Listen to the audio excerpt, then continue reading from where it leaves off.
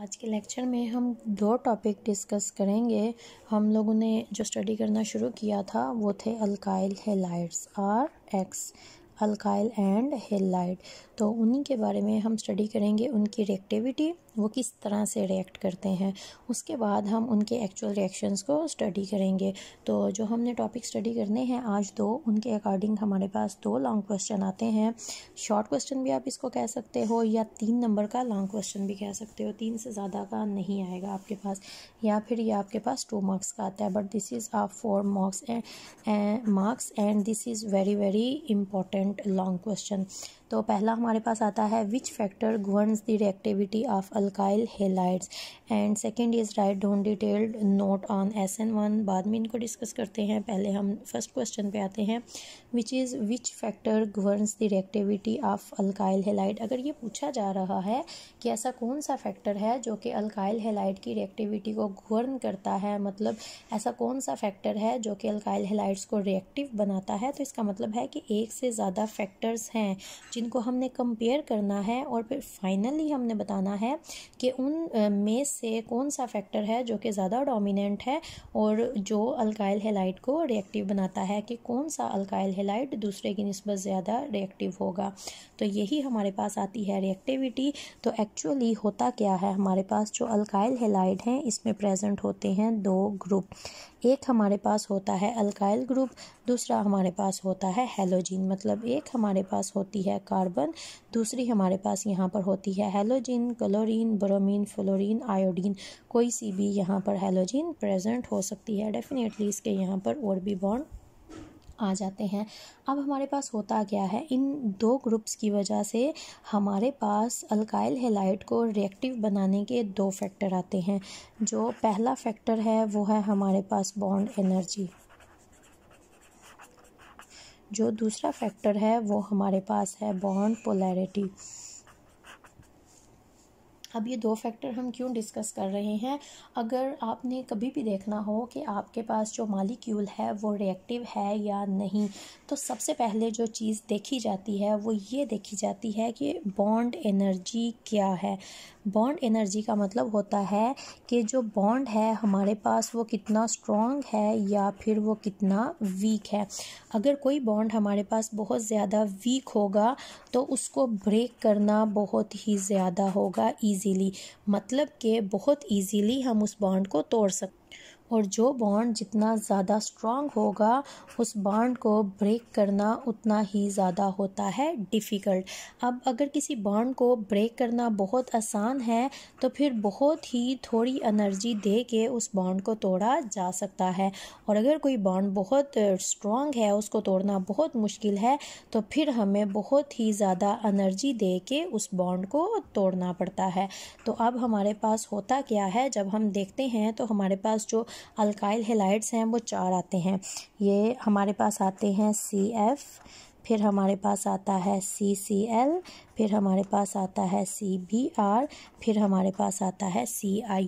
अब अगर हम इनकी बॉन्ड एनर्जीज़ को देखें तो जो हमारे पास बॉन्ड एनर्जीज़ की वैल्यू है वो कुछ इस तरह से आती हैं। जो पहला हमारे पास बॉन्ड है CF, उसकी एनर्जी हमारे पास है 467 किलो जूल पर मोल। जो सेकंड हमारे पास आता है CCl, उसकी बॉन्ड एनर्जी है ऑलमोस्ट 346 किलो जूल पर मोल।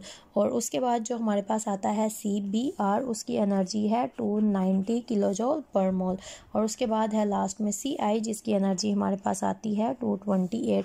अब अगर आप इनकी बॉन्ड एनर्जीज देखो तो आप ये इजीली देख सकते हो कि CF की बॉन्ड एनर्जी कितनी ज़्यादा है। एक्चुअली CF बहुत ज़्यादा स्ट्रॉन्ग इलेक्ट्रॉन नेगेटिव है, साइज़ बहुत छोटा है, इलेक्ट्रॉन के लिए बहुत ज़्यादा अट्रैक्शन रखता है, इलेक्ट्रॉन इसके बहुत क्लोज होते हैं, एंड एक्चुअली बहुत ज़्यादा स्मॉल इसका साइज़ होता है, जिसकी वजह से कार्बन और इसका बॉन्ड बहुत ही ज़्यादा स्ट्रॉन्ग होता है, और उस बॉन्ड को तोड़ने के लिए उतनी ही ज़्यादा एनर्जी देनी पड़ती है। जिसका साइज़ जितना छोटा होता है वो उतने ही ज़्यादा स्ट्रॉन्ग बॉन्ड बनाता है, और उनको तोड़ने के लिए उतनी ही ज़्यादा एनर्जी हमें देनी पड़ती है।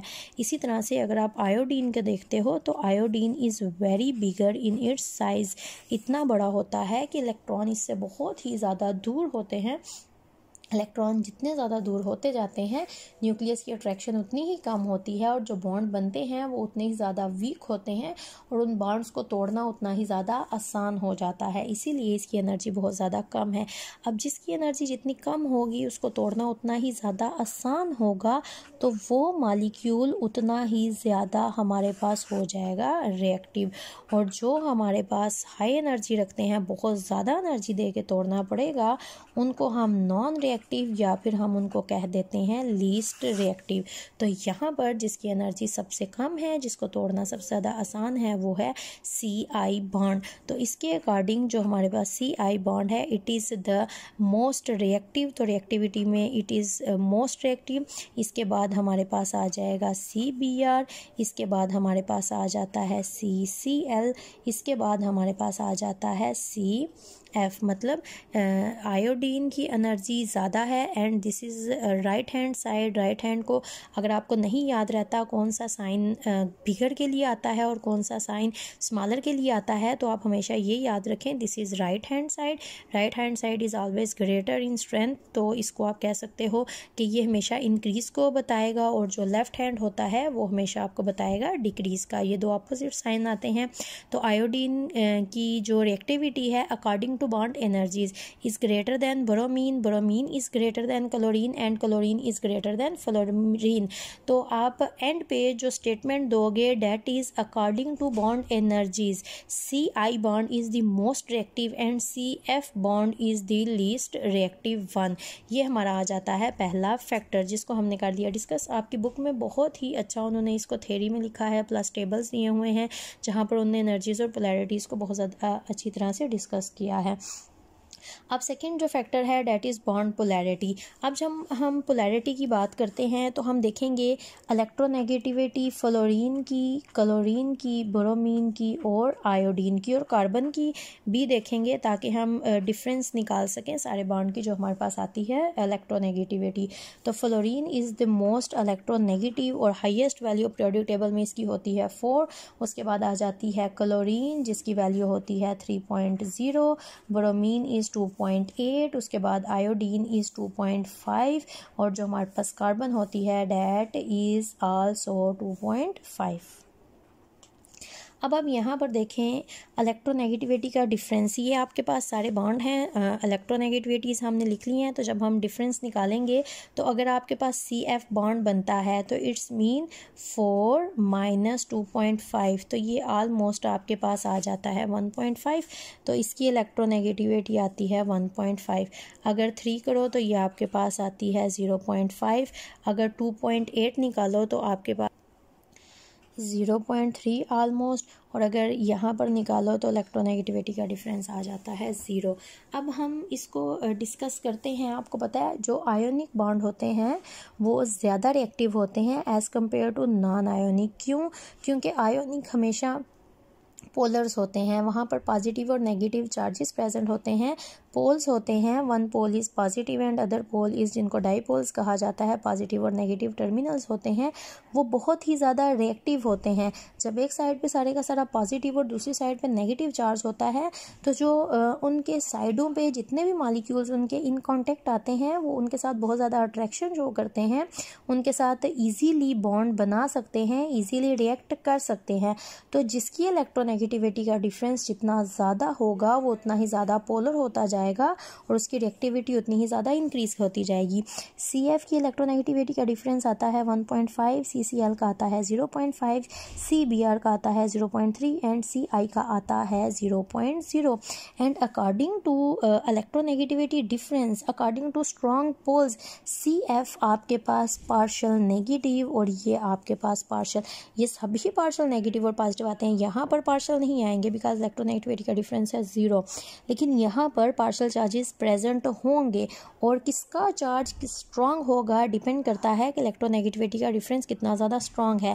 And the electronegativity difference between chlorine and fluorine is strongest. तो यहाँ पर नेगेटिव और पॉजिटिव चार्जेस आ जाएंगे सबसे ज़्यादा स्ट्रॉन्ग। तो अगर हम बॉन्ड पोलैरिटीज़ को देखते हैं, इलेक्ट्रोनेगेटिविटी के डिफरेंस को देखते हैं, the most reactive one is CF and then is CCl, then is CBr and and then is CI. Means CF bond is most reactive and CI bond is least reactive. अब अगर आप इन दोनों orders को देखते हो तो ये दोनों एक दूसरे से अपोजिट हैं, बहुत ज़्यादा कंट्राडिक्शन शो कर रहे हैं. Now our question is which factor will governs the reactivity of alkyl halide, bond energy या फिर बॉन्ड पोलैरिटी. तो आपकी बुक में उन्होंने एक बहुत क्लियर स्टेटमेंट दी है जिसके बारे में उन्होंने बताया है. इन फैक्ट अगर आप कहते हो दो स्टेटमेंट्स दी हैं, the overall order of reactivity of alkyl halide, ये आपके पास ऑर्डर आ जाता है. एंड जो आपकी सारी बातों का एंड स्टेटमेंट है जो आपने अपने क्वेश्चन में देनी होती है, in fact the CF bond is so strong that alkyl fluoride do not react under ordinary conditions. Bond energy आप इनकी देखें इतनी ज़्यादा हाई है कि ये जो चार्जेस प्रेजेंट हैं इनके होने का कोई फ़ायदा नहीं होता आपके पास. ये इतने ज़्यादा स्ट्रांगली एक दूसरे के साथ बॉन्डेड होते हैं कि एट ऑर्डिनरी कंडीशंस आप इनको रिएक्शन नहीं इनका करवा सकते, इनको ब्रेक नहीं कर सकते. तो जो आपके पास एक्चुअली ऑर्डर आता है जो कि अल्काइल हैलाइड की रिएक्टिविटी को गवर्न करता है, तो वो आपके पास ये है कि iodide CI, this is alkyl iodide bond is most reactive and alkyl fluoride bond is the least reactive. ये आपने आखिर में बताना होता है, स्टेटमेंट देनी होती है और ये ऑर्डर भी दोबारा से लिख के बताना है कि यही ऑर्डर है. बॉन्ड एनर्जी एक्चुअली फैक्टर जो आपके पास आता है, बॉन्ड एनर्जी वो फैक्टर है जो कि अल्काइल हैलाइड्स की रिएक्टिविटी को करता है गवर्न. तो ये आपके फर्स्ट क्वेश्चन का आंसर आ जाता है कि बॉन्ड एनर्जी है जो कि अल्काइल हैलाइड की रिएक्टिविटी को गवर्न करती है. तो उसके अकॉर्डिंग जो हाईली रिएक्टिव अल्काइल हैलाइड है वो है अल्काइल आयोडाइड और जो लीस्ट रिएक्टिव अल्काइल हैलाइड है वो है अल्काइल आयोडाइड. उसके बाद हमारे पास हमारा सेकंड क्वेश्चन आ जाता है, that is right detailed note on SN reaction. Know what is S, what is N and what is this one. तो हम इसको डिस्कस करेंगे. अभी लास्ट लेक्चर में हमने ये बात की है कि जहाँ पर भी आप कैपिटल लेटर्स को लिखे हुए देखो तो इसका क्लियर मतलब ये होता है कि ये एब्रीवेशन है. हमने वर्ड्स थे जिनके पहले पहले अल्फ़ाबेट को लेके यहाँ पर लिखा है. तो दिस इज़ SN, इसको लिखा ऐसे ही जाता है. जो स्टूडेंट्स हमेशा गलती करते हैं, S भी कैपिटल है, N भी कैपिटल है, S को बड़ा लिखना है और N है कैपिटल लेकिन इसको साथ में स्मॉल लिखना है. इस तरह से इसको लिखा जाता है.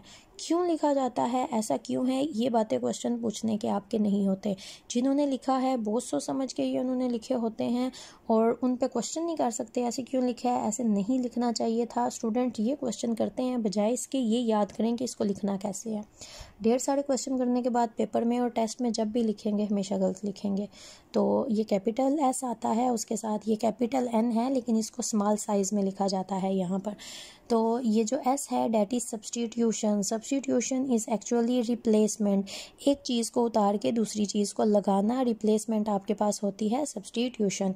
और दूसरा आपके पास जो N है डैट इज़ न्यूक्लियोफिलिक. न्यूक्लियोफाइल क्या होते हैं, इससे पहले एक लेक्चर में हमने बहुत ज़्यादा डिटेल में एक शॉर्ट क्वेश्चन डिस्कस किया था जो कि था इलेक्ट्रोफाइल्स एंड न्यूक्लियोफाइल्स.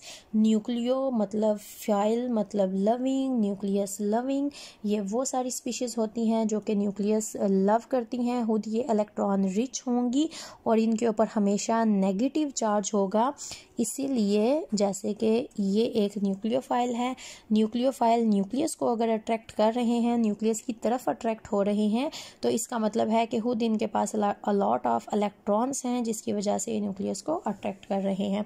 तो ये आपके पास आती है न्यूक्लियोफिलिक सब्स्टिट्यूशन. मतलब अल्काइल हैलाइड का ये रिएक्शन है तो यहाँ पर एक न्यूक्लियोफाइल आएगा, अल्काइल हैलाइड में सब्स्टिट्यूशन करवाएगा. अब यहाँ पर अगर हम एक रिएक्शन को लें और उसको आगे स्टडी करना शुरू करें तो उससे पहले हम थोड़ा सा डिस्कस करेंगे न्यूक्लियोफिलिक सब्स्टिट्यूशन के बारे में. तो जो न्यूक्लियोफिलिक सब्स्टिट्यूशन होती है हमारे पास SN वो दो तरह से होते हैं. एक को हम लिखते हैं SN1. अब ये S कैपिटल है, N कैपिटल है और ये 1 है. इसको स्मॉल बिग साइज़ में लिखना है, इसको स्मॉल साइज़ में लिखना है और इस तरह से साथ 1 आपने लिखना है. आपके पास आते हैं SN2. इसको कहा जाता है न्यूक्लियोफिलिक सब्स्टिट्यूशन 1 के अकॉर्डिंग इसको कहा जाता है यूनिमॉलिक्यूलर.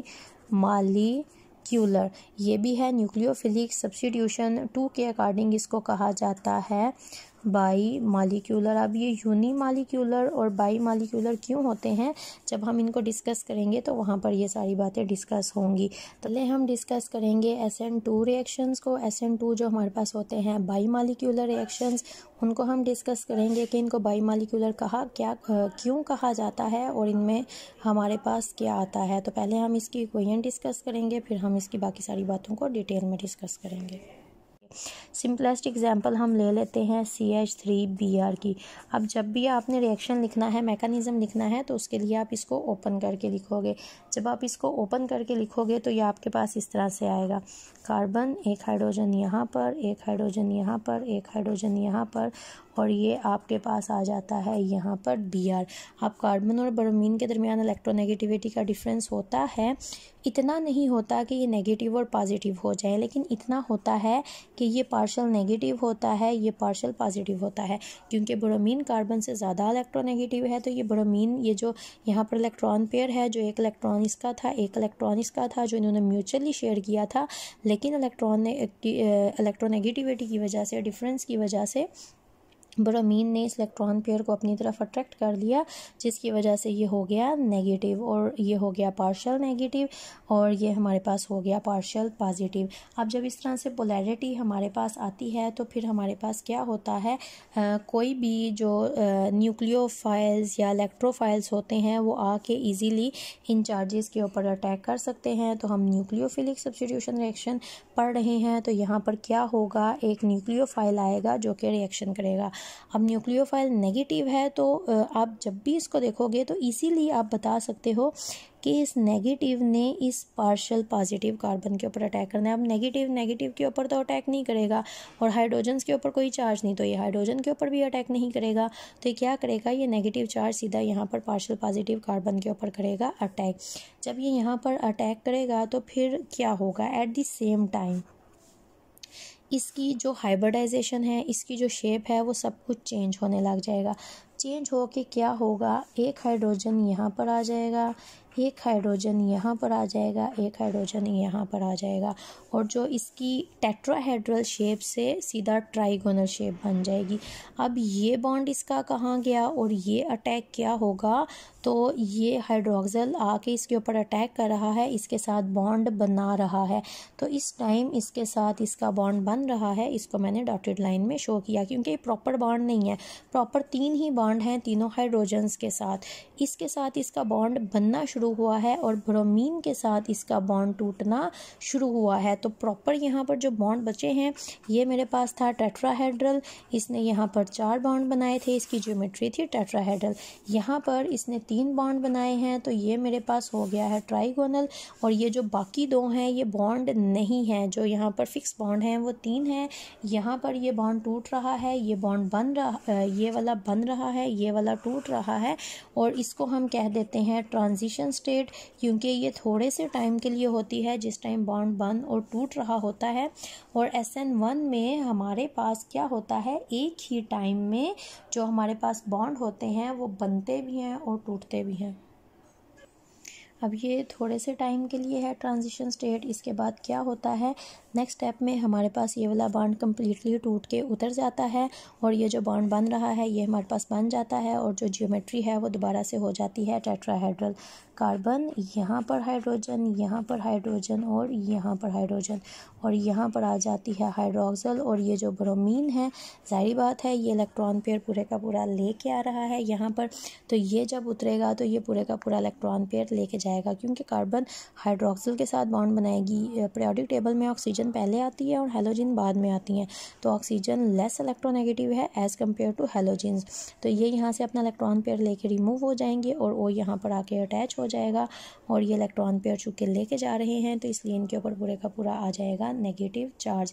अब आप अगर देखो, ये जो पहले हमने लिया था इसकी राइट साइड पे हाइड्रोजन्स थे, और जो हैलोजन अटैच थी लेफ्ट साइड पे हाइड्रोजन थे, और राइट साइड पे हमारे पास हैलोजन प्रेजेंट थी।